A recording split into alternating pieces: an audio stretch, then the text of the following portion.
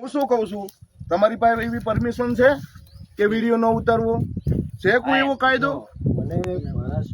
તમારા સાહેબ નહીં, હું શું કહું છું, બધા જ સાહેબ છે, બધા જ સાહેબ છે. ના ના, તમારી રિસ્પેક્ટ કરીએ છીએ. બાકી તમે જે અમારી સાથે ખેલ ખેલો છો ને, મહેરબાની કરીને બંધ કરો. ઉપરવાળો નહીં છોડે, અમે કદાચ છોડી દઈશું. ઉપરવાળો ક્યારેય નહીં છોડે. તમે અમારી સાથે સંઘર્ષ કરવામાં ના ઉતરો. રેડી? તમે જે આટલી દલીલ કરવાની આરોપીઓ સામે કરો, અમારી સામે ના કરો. આરોપીઓ 7 આરોપી છૂટા ફરે છે બીજા, જેનો રેકોર્ડિંગ તમને પોલીસને આપ્યા છે. કેમ નથી કરતા તમે કામ? એ લોકોએ વિડીયો વાયરલ કર્યો છે, મારા છોકરાને મરાવી નાખ્યો છે.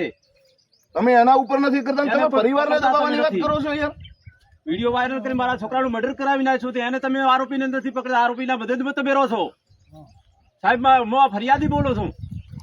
તમે એનો બચાવ કરો છો સાહેબ. તમે